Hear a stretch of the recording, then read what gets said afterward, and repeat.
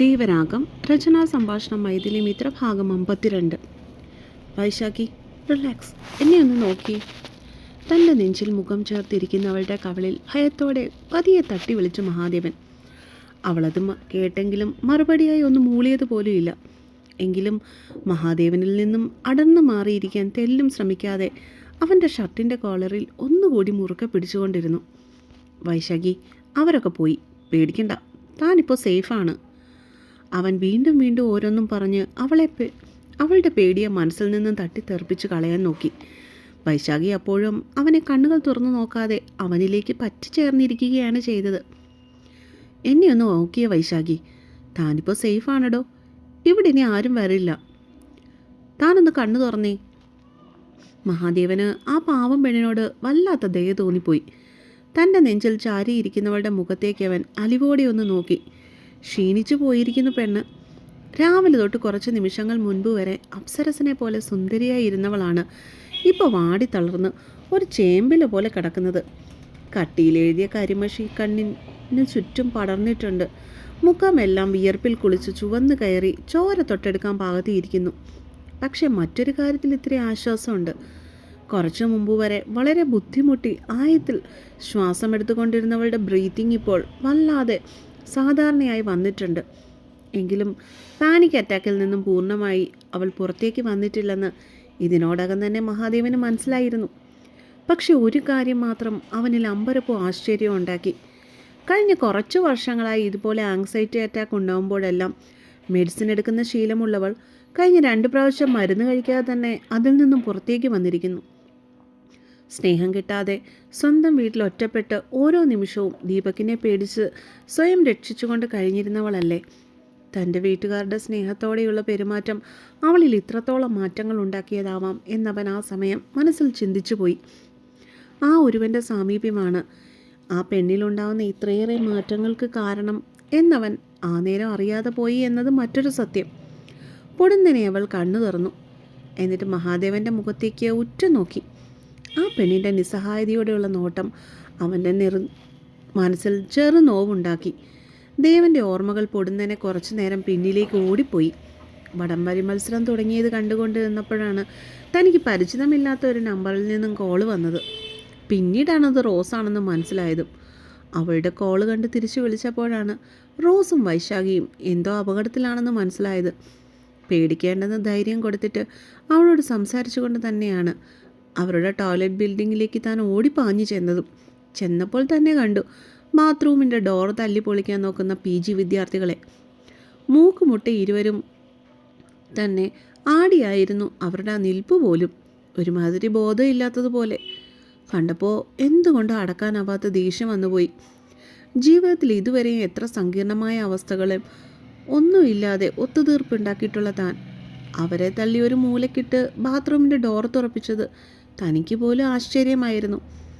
കണ്ണുകൾ അടച്ച് ടോയ്ലറ്റ് സീറ്റിലിരിക്കുന്നവളെ കയ്യിൽ കോരിയെടുത്തുകൊണ്ട് ആ കെട്ടിടത്തിന് പുറത്തേക്ക് പായുമ്പോൾ തൻ്റെ മനസ്സിലും പേരറിയാത്ത ഒരു വെപ്രാളം ഉണ്ടായി എന്ന് വേണം പറയുവാൻ. ആ പാവൻ നിസ്സഹായായ പെണ്ണിനോടുള്ള അനുകമ്പയായിരിക്കാം. അല്ലെങ്കിൽ അവൾ ഇത്രയും നാൾ അനുഭവിച്ച വേദന ഓർത്തുള്ള സങ്കടമാവാം. വൈശാഖിയും കൊണ്ട് ബാത്റൂം കെട്ടിടത്തിന് പുറത്തുള്ള ഒരു മരത്തിൻ്റെ കീഴിൽ കെട്ടിയിട്ടിരിക്കുന്ന ഒരു സിമൻറ്റ് ബെഞ്ചിലേക്ക് കയറിയിരുന്നപ്പോഴും അവളുടെ ഉച്ചത്തിലുള്ള ഹൃദയമിടിപ്പ് തന്നെ എന്തുകൊണ്ടോ അസ്വസ്ഥമാക്കിയിരുന്നു. അവൾക്ക് എന്തെങ്കിലും പറ്റുമോ എന്നുള്ള പേടി ഉള്ളിലുണ്ടായിരുന്നു. കവളിൽ തട്ടി വിളിച്ച് അവളൊന്ന് കണ്ണു തുറന്നപ്പോഴാണ് സത്യം പറഞ്ഞാൽ തനിക്കും ഒരു പൊടിക്ക് ആശ്വാസം തോന്നിയത്. സർ, വെള്ളം. അപ്പോഴേക്കും ഒരു ബോട്ടിൽ വെള്ളവുമായി റോസ് അങ്ങോട്ടേക്ക് ഓടിപ്പാഞ്ഞെത്തിയിരുന്നു. മഹാദേവൻ അവളെ വെള്ളം എടുക്കാൻ വേണ്ടി കുറച്ചപ്പുറത്തുള്ള കോളേജ് ക്യാൻറ്റീനിലേക്ക് പറഞ്ഞയച്ചതായിരുന്നു. വൈശാഖിയെ ബലമായി എഴുന്നേൽപ്പിച്ചിട്ട് തൻ്റെ ഇടത്തെ കൈയിലേക്ക് ചേർത്തിരുത്തിയിട്ട് അവൻ ആ വെള്ളക്കുപ്പി റോസിൻ്റെ കയ്യിൽ നിന്ന് വാങ്ങി. വൈശാഖി, കണ്ണു തുറന്നേ, ഈ വെള്ളം ഇത്തിരി കുടിക്ക്. എന്നിട്ട് കുപ്പിയുടെ മായ അവളുടെ ചുണ്ടുകൾക്കിടയിലേക്ക് അവൻ വെച്ചു കൊടുത്തു. കുറച്ച് നിമിഷങ്ങൾ കഴിഞ്ഞതും വൈശാഖി വെള്ളം പതിയെ കുടിച്ചു തുടങ്ങി. അവൾ കണ്ണു തുറന്ന് നേരെയിരുന്നു. താൻ ഓക്കെയാണോ? മഹാദേവൻ്റെ ചോദ്യം കേട്ടപ്പോഴാണ് അവൾ സ്ഥലകാലബോധം വന്നതുപോലെ ചുറ്റും നോക്കുന്നത് തന്നെ. ഇത്രയും നേരം താൻ സാറിൻ്റെ മടിയിലാണ് കിടന്നതെന്നുള്ള അറിവ് അവളിൽ ഒട്ടൊരു ചളിപ്പുണ്ടാക്കി. അതുമാത്രമല്ല, അടുത്ത് റോസും നിൽപ്പും തന്ന് വൈശാഖി അപ്പോഴാണ് ശ്രദ്ധിച്ചത്. ഉലഞ്ഞുപോയ സാരി നേരെയാക്കി പെട്ടെന്ന് തന്നെ വെപ്രാളത്തോടെ അവൻ്റെ ദേഹത്തു നിന്ന് എഴുന്നേറ്റ് അവൻ്റെ തൊട്ടരികിലായി തന്നെ ഇരിക്കുകയും ചെയ്തു. വൈശു, അവൾ നേരിയായി എന്നറിഞ്ഞതും റോസ് അവളുടെ അടുത്തേക്ക് ചെന്നിരുന്നുകൊണ്ട് പെണ്ണിനെ കെട്ടിപ്പിടിച്ച് കരഞ്ഞു തുടങ്ങി. മഹാദേവൻ അതുകൂടി കണ്ടതും വല്ലാതെയായി. നിങ്ങൾ പോയി എൻ്റെ കാറിലിരുന്നോ? ക്ലാസ്സിൽ നിന്നൊന്നും എടുക്കാനില്ലല്ലോ അല്ലേ? പാൻറ്റിൻ്റെ പോക്കറ്റിൽ കിടന്ന കാറിൻ്റെ ചാവി റോസിന് നേരെ നീട്ടിയവൻ. ഇല്ല സർ. കരച്ചിൽ നിർത്തി മുഖം അമർത്തി തുടച്ചുകൊണ്ട് മറുപടി പറഞ്ഞത് റോസായിരുന്നു. വൈശാഖി ഇപ്പോഴും മൗനമായിട്ടിരുന്നതേയുള്ളൂ. എങ്കിൽ പൊയ്ക്കോളൂ. താൻ നിൽക്കുന്നതിനെതിരായി ഇത്തിരി അകന്നു മാറിക്കാണുന്ന പാർക്കിങ്ങിലേക്ക് നോക്കിക്കൊണ്ട് മഹാദേവൻ നിർദ്ദേശിച്ചു. ഞാൻ പോയില്ല, എനിക്ക് പേടിയാ. അത്രയും നേരം മുഖം കുനിച്ച് മൗനമായിട്ടിരുന്നവളുടെ നാവിൽ നിന്നും പതിഞ്ഞ ശബ്ദം പുറത്തേക്ക് വന്നത് വളരെ പെട്ടെന്നായിരുന്നു. എന്തിന്? ഇനി എന്തിനാ പേടിക്കുന്നേ? പാർക്കിങ് എനിക്കിവിടെ വന്ന് കാണാവുന്നേ ഉള്ളൂ. വൈശാഖിയുടെ പേടി മനസ്സിലായതും അവളെ അനുനയിപ്പിക്കാൻ മഹാദേവൻ ശ്രമിച്ചു. ആഹാ, ഞാൻ പോവില്ല. കുഞ്ഞു കുട്ടികളെ പോലെയുള്ള വാശിയായിരുന്നു ആ പെണ്ണിൽ ആ നേരം. പിന്നീട് അവളെ കൂടുതൽ ബുദ്ധിമുട്ടിപ്പിക്കുവാൻ മഹാദേവനും തുനിഞ്ഞില്ല. പോക്കറ്റിൽ കിടന്ന ഫോൺ എടുത്ത് അതിൽ നിന്ന് ആരെയൊക്കെയോ വിളിച്ച് സംസാരിച്ചു. കുറച്ച് നിമിഷങ്ങൾ കഴിഞ്ഞപ്പോൾ പ്രിൻസിപ്പാൾ സെയ്ദ് മാധവൻ അങ്ങോട്ടേക്ക് ഓടിപ്പാഞ്ഞെത്തിയത് വൈശാഖി റോസ് ശ്രദ്ധിച്ചു. കൂട്ടത്തിൽ കോളേജ് അധികാരികളായ മറ്റ് 2-3 പേരും ഉണ്ടായിരുന്നു. എവിടെ അവന്മാർ എന്നുള്ള സെയ്ദ് മാധവൻ്റെ ദേഷ്യത്തോടെയുള്ള ചോദ്യത്തിന് മഹാദേവൻ ടോയ്ലറ്റിൻ്റെ നേർക്ക് വിരൽ ചൂണ്ടി മറുപടി നൽകുകയാണ് ചെയ്തത്. സിമൻറ്റ് ബെഞ്ചിൽ കൂനിക്കൂടി തളർന്നിരിക്കുന്ന വൈശാഖിയെ ദയനീയമായി ഒന്ന് നോക്കിയിട്ട് അയാളും കൂട്ടരും ആ കെട്ടിടത്തിനുള്ളിലേക്ക് നടന്നു നീങ്ങി. ഇത്തിരി നേരം കഴിഞ്ഞപ്പോൾ ആ കാലുറയ്ക്കാത്ത 2 പേരെയും കൊണ്ട് അവർ പുറത്തേക്കും തിരിച്ചു വന്നു.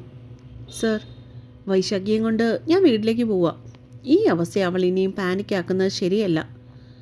ആ വിദ്യാർത്ഥികളെയും പിടിച്ചു വലിച്ചുകൊണ്ട് കോളേജ് അധികാരികൾ അവിടെ നിന്നും പോയതും മഹാദേവൻ സേതുമാധവനെ മാറ്റി നിർത്തി വൈശാഖിയുടെ അവസ്ഥയെക്കുറിച്ച് വിവരിച്ചു. ആ, എങ്കിൽ അങ്ങനെയാവട്ടെ. എന്തായാലും ഇക്കാര്യത്തിൽ സീരിയസ് ആക്ഷൻ ഞാൻ എടുക്കും. സേതുമാധവൻ അവൻ്റെ തോളിലൊന്ന് തട്ടി. വൈശാഖി പേടിക്കേണ്ട കേട്ടോ, സ്വസ്ഥമായിട്ടിരിക്കുക, വീട്ടിൽ പൊയ്ക്കോളൂ. വൈശുവിൻ്റെ അരികിലേക്ക് ചെന്ന് അവളെ ആശ്വസിപ്പിച്ചു സേതുമാധവൻ. വൈശാഖി അയാളെ കണ്ണുകൾ ഉയർത്തിയൊന്ന് നോക്കിയതല്ലാതെ മറ്റൊന്നും ഉരിയാടിയില്ല. മഹാദേവൻ്റെ തൊട്ടു പിന്നാലെ റോസിൻ്റെ കൈയും പിടിച്ച് വേച്ച് നടന്നു പോകുന്നവളെ അയാൾ ഒരു നിമിഷം നോക്കി നിന്നു. എന്നിട്ട് എന്തൊക്കെയോ തീരുമാനിച്ചുറപ്പിച്ചുകൊണ്ട് കോളേജ് ബിൽഡിങ്ങിന് നേർക്ക് നടന്നു. അതേസമയം കോളേജ് ഗ്രൗണ്ടിൽ PG വിദ്യാർത്ഥികളെ പോലും തോൽപ്പിച്ചുകൊണ്ട് ബാലുവും കൂട്ടാളികളും വടംവലി മത്സരത്തിൽ വിജയികളായി. അവന്മാരെ പോലീസിന് പിടിച്ചു കൊടുക്കേണ്ടതായിരുന്നു. അതെങ്ങനെയാ? വഴക്കും പക്കാണോ ഒന്നും വേണ്ടെന്ന് പറഞ്ഞ് ഒറ്റ കാലിൽ നിൽക്കുമല്ലേ ഇവിടെ ഒരുത്തി. ബാലുവിന് പറഞ്ഞിട്ടും ദേഷ്യം തീരുന്നില്ലായിരുന്നു. അയാൾ ഹാളിലെ സെറ്റിയിൽ കൂടിയിരിക്കുന്ന വൈശാഖിയെ ഒന്ന് നോക്കി. പിന്നെ മുറ്റത്തേക്ക് നോട്ടം പായിച്ചു. എന്തിനാ ബാലേട്ടാ അവളെ ഇങ്ങനെ കുറ്റപ്പെടുത്തണേ? കേസും വഴക്കുമൊക്കെ ആയാൽ ഇവിടെ വീട്ടുകാരതറിയില്ലേ? അല്ലെങ്കിൽ തന്നെ വൈശുവിൻ്റെ വീട്ടുകാരെന്തെങ്കിലും കിട്ടാൻ വേണ്ടി നോക്കിയിരിക്കുക, ഇവിടെ പഠിത്തം നിർത്താൻ വേണ്ടി. വൈശാഖിയെ ചേർത്ത് പിടിച്ചുകൊണ്ടിരുന്ന ലക്ഷ്മി അയാളെ ആശ്വസിപ്പിക്കാൻ വേണ്ടി ശ്രമിച്ചു. ആ, അതും ഒരു വലിയ സത്യമായതുകൊണ്ട് മാത്രം ഭാസ്കരൻ പിന്നീടൊന്നും മിണ്ടിയില്ല. മുറ്റത്തേക്കും നോക്കിക്കൊണ്ട് മൗനമായിട്ട് തന്നെ ഇരുന്നു. എങ്കിലും അയാളുടെ മുഖത്തെ ദേഷ്യം അപ്പോഴും മാറിയിട്ടില്ലായിരുന്നു. അവന്മാരെ കോളേജിൽ നിന്ന് ഡിസ്മിസ് ചെയ്യാമെന്നല്ലേ കേട്ടെ. ഈ അടുത്തുള്ള കോളേജിലൊന്നും ഇനി അവന്മാർക്ക് സീറ്റ് കിട്ടത്തില്ലെന്ന് ഉറപ്പാണ്. ആ ചെക്കന്മാരുടെ വീട്ടുകാരെയും കോളേജുകാർ വിളിച്ച കാര്യങ്ങളൊക്കെ പറഞ്ഞെന്ന്. പോരാത്തതിന് നിങ്ങളെല്ലാവരും കൂടി ആ പയ്യന്മാരെ ഒരു പരുവാക്കുകയും ചെയ്തല്ലോ. ഇനിയിപ്പോൾ അതിനെക്കുറിച്ചൊന്നും ഓർക്കേണ്ട, വിട്ടേക്ക്. ലക്ഷ്മി ഭർത്താവിനെ ഉപദേശിച്ചു. കാരണം ബാലു ഇങ്ങനെയുള്ള കാര്യങ്ങളൊക്കെ മനസ്സിൽ സൂക്ഷിക്കുന്ന ആളാണെന്ന് അവർക്ക് നന്നായിട്ടറിയാം. ഇങ്ങനെയുള്ള കാര്യങ്ങളിൽ അയാൾ ഇത്തിരി ദേഷ്യവും കൂടുതലാണ്. ഇത് വൈശുവിൻ്റെ കാര്യമായതുകൊണ്ട് തന്നെ അത്ര പെട്ടെന്നൊന്നും ബാലേട്ടൻ്റെ മനസ്സിൽ നിന്ന് പോവുകയില്ല. അവർ ആശങ്കയോടെ മനസ്സിൽ ചിന്തിച്ചു. ഇതല്ല ഇത്ര കൃത്യമായിട്ട് എൻ്റെ വൈശുക്കൊച്ചിൻ്റെ തലയിൽ തന്നെ എങ്ങനെയാണ് വരുന്നതെന്നാണ് എനിക്ക് എത്ര ആലോചിച്ചിട്ടും മനസ്സിലാവാത്തെ. എന്താണേലും നീ അവർക്കിട്ട് 2 പൊട്ടിച്ചല്ലോ, എനിക്ക് സന്തോഷമായി. അത്രയും നേരം എല്ലാം കേട്ടുകൊണ്ടിരുന്ന പത്മാവതി തലയിൽ കൈവച്ചുകൊണ്ട് മകനോട് പറഞ്ഞു. അതുമാത്രമല്ല, കാര്യം അറിഞ്ഞപ്പോൾ തൊട്ട് മിക്ക പിള്ളേരും അവന്മാരെ കയറി അങ്ങ് മേഞ്ഞു. അവരിനി 2 കാലം നടക്കണമെന്നുണ്ടെങ്കിൽ 1-2 മാസങ്ങളെങ്കിലും എടുക്കും. ബാലു പുച്ഛത്തോടെ പറഞ്ഞു. നന്നായി, ഇനിയെങ്കിലും അവറ്റകൾക്ക് ബുദ്ധി വന്നാൽ മതിയായിരുന്നു. സ്കൂളിൽ പോയ വിഷ്ണു വീട്ടിലേക്ക് കയറി വരുന്നത് കണ്ടതും ആ സംഭാഷണം അവരവിടെ അവസാനിപ്പിച്ചു. എന്തേ വൈശു ചേച്ചിക്ക് ആകെ ഒരു മൂഡ് ഓഫ്? കയ്യിലിരുന്ന ബാഗ് ഒരു കസേരയിലേക്ക് ഇട്ടിട്ട് അവൻ വൈശാഖിയുടെ ഒരു വശത്തേക്ക് ചെന്നിരുന്നു. ഒന്നുമില്ല, അവൾക്കൊരു തലവേദന. നീ ഇനി ഓരോന്നും ചോദിച്ച് അവൾക്ക് തലവേദന കൂട്ടിക്കൊടുക്കരുത്. പത്മാവതി കൊച്ചുമോൻ്റെ നേർക്ക് കണ്ണുകൾ കൂർപ്പിച്ചു. വോ. ചെക്കൻ അപ്പോൾ തന്നെ സെറ്റിയിലിരിക്കുന്ന വൈശാഖിയുടെ തോളിലേക്ക് തല ചേർത്ത് വെച്ച് കിടന്നു. ഈ ചെക്കൻ പോയി കുളിച്ചിട്ട് വാടാ. ലക്ഷ്മി ശാസിച്ചതും അവൻ താല്പര്യമില്ലാത്ത രീതിയിൽ അവിടെ നിന്നും എഴുന്നേറ്റു. എന്നിട്ട് ബാഗും എടുത്തുകൊണ്ട് ചാടിത്തുള്ളി അകത്തേക്ക് കയറിപ്പോയി. മോളെ, നീയും പോയിന്ന് കുളിച്ചിട്ട് വാ. എന്നിട്ട് വല്ല ഇത്തിരി കഴിക്കാൻ നോക്ക്. ഒന്നും പറ്റിയില്ലല്ലോ നിനക്ക്.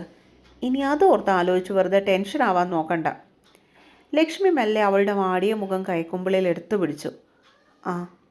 അവരുടെ വാത്സല്യം കണ്ട് കണ്ണ് നിറഞ്ഞുവെങ്കിലും പെണ്ണ് ചുണ്ടുകൾ കണിച്ചു പിടിച്ചുകൊണ്ട് അതിനെ നിയന്ത്രിച്ചു. പോയി വാ, ലക്ഷ്മി അമ്മ അപ്പോഴേക്ക് നല്ല ചൂട് ചായ ഉണ്ടാക്കി വെച്ചേക്കാം. അവരാ പെണ്ണിൻ്റെ നെറുകയിലൊന്ന് മുത്തിയിട്ട് വീണ്ടും പറഞ്ഞു. ആ. പെണ്ണവൾ മെല്ലെ അവിടെ നിന്ന് എഴുന്നേറ്റു. കാരണം തൻ്റെ വിഷമങ്ങളെക്കാട്ടിലും ഉപരി അവരുടെ സന്തോഷത്തിനായിരുന്നു വൈശാഖി അപ്പോൾ മുൻതൂക്കം കൊടുത്തത്. പാവം, നമ്മുടെ കൊച്ചിന് മാത്രം ദൈവം എന്തിനാണോ ഇത്രയും സങ്കടങ്ങൾ കൊടുക്കുന്നത്. അവൾ മുറിയിലേക്ക് നടന്നു പോയതും പത്മാവതി തൻ്റെ നിറഞ്ഞ കണ്ണുകൾ ആരും കാണാതെ സെറ്റിൻ്റെ കോന്തലയിൽ തുടച്ചു കളഞ്ഞു. വൈശാഖി എവിടെ? അത്താഴം കഴിക്കാനിരുന്നപ്പോൾ എല്ലാവരോടുമായി മഹാദേവൻ്റെ ചോദ്യം വന്നു. അവൾ നേരത്തെ കഴിച്ചിട്ട് കിടന്നു. പാവം, കരഞ്ഞു കരഞ്ഞൊരു പരുവായി. അവൻ്റെ പാത്രത്തിൽ കറികൾ വിളമ്പിക്കൊടുക്കുന്നതിനിടയിൽ ലക്ഷ്മി പറഞ്ഞു. മഹാദേവൻ അതിനുള്ള മറുപടി നൽകിയില്ല. പകരം ഒരു നിമിഷം അവിടെ ഇരിക്കുന്ന എല്ലാവരെയും ഒന്ന് നോക്കിയിട്ട് പതിയെ പാത്രത്തിലിരിക്കുന്ന ഭക്ഷണം വാരി കഴിക്കുവാൻ തുടങ്ങി. ദേവ, അവന്മാരുടെ കാര്യം പിന്നെ വല്ലതും അറിഞ്ഞോ? ഭാസ്കരൻ മകനോട് തിരക്കി. കായ്ക്കും കാലിനുമൊക്കെ നല്ല രീതിയിൽ പൊട്ടലുണ്ട്. പിള്ളേർ കയറി നല്ലപോലെ മേഞ്ഞതാ. അതുകൊണ്ട് ആംബുലൻസ് വിളിപ്പിച്ച് അതിൽ കയറ്റി വിട്ടു. മക്കൾ കാണിച്ച പണി അത്രയ്ക്ക് വിശേഷമായതുകൊണ്ട് അവന്മാരുടെ വീട്ടുകാരൊന്നും പറഞ്ഞില്ല. മഹാദേവൻ്റെ കഴിപ്പ് പതിയെയായി. അവിടെ കിടക്കട്ടെ, അവന്മാർ നല്ലോല അനുഭവിക്കണം. പത്മാവതി പല്ലിഞ്ഞിരിച്ചു. എല്ലാവരും കഴിക്കുന്നുണ്ടായിരുന്നെങ്കിലും പതിവില്ലാത്ത വിധം അവിടെ നിന്ന് നിശബ്ദമായിരുന്നു. മഹാദേവൻ കുറച്ചു കഴിഞ്ഞിട്ട് നേരത്തെ തന്നെ എഴുന്നേറ്റു. മോനെ, കുറച്ചല്ലേ നീ കഴിച്ചുള്ളൂ, ഇത്തിരി കൂടി ചോറ് വിളമ്പാം. ലക്ഷ്മി അവനെ തടഞ്ഞു. വേണ്ടമ്മേ, മതിയായി. മഹാദേവൻ കൈ കഴുകി നേരെ ഹാളിലേക്ക് നടന്നു. ഇവനിതെന്തു പറ്റി?